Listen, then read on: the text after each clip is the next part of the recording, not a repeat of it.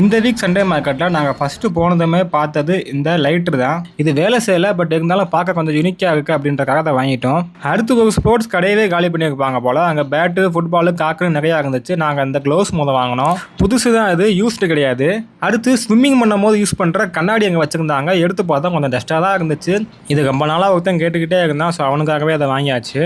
அடுத்து இந்த musical instrument இருந்துச்சு. நாங்கள் எடுத்து பார்த்தோம், நல்லா நீட்டாகவே இருந்துச்சு. பட் இதை பற்றி நம்மளுக்கு அவ்வளோவா ஒன்றும் தெரியாது. சரி வாங்கலான்னு தான் கேட்டோம், பட் விலை கொஞ்சம் அதிகமாக சொன்னாங்க. அடுத்து இன்னொரு இடத்துலையும் ஃபுட்பால் இது மாதிரி நிறையா பொருள்லாம் வச்சுருந்தாங்க. அங்கே அந்த ஸ்கேட் போர்டு பார்த்தோம். இதுக்கு முன்னாடி நாங்கள் வாங்கின ஸ்கேட் போர்டெலாம் வந்து சின்ன சின்ன டேமேஜஸ் இருக்கும், இல்லை உடஞ்சிருக்கும். பட் இது அப்படி இல்லை, ஃபுல்லாகவே நல்லா நீட்டாகவே இருந்துச்சு. அடுத்ததாக விவேகம் படத்தில் தலை போட்டிருக்க மாதிரியான ஒரு கிளாஸ் இருந்துச்சு. இது மதியான டைமில் நம்ம வெயிலில் போகும்போது போட்டுக்கிறதுக்காக யூஸ் பண்ணுறது. ஸோ நம்மளுக்கு இது கண்டிப்பாக தேவைப்படுமே அப்படின்ட்டு இதை வாங்கியாச்சு. அடுத்ததாக ஒரு கட்டிங் மிஷின் வாங்கினோம், ஏன்னா நாங்கள் ஆல்ரெடி யூஸ் பண்ணது வந்து ரிப்பேராக போச்சு. அடுத்ததாக ஒரு ப்ரொஜெக்டர் பார்த்தோம். இது வந்து ரீல் மூலியமாக ஓடுற ப்ரொஜெக்டரு. கடைசியாக இந்த கிட்டார் பார்த்தோம். இதை பார்த்ததுமே வாங்கலாம், வாங்கி இது எப்படி இருக்குன்னு ட்ரை பண்ணி பார்க்கலாம் அப்படின்றக்காக வாங்கியாச்சு.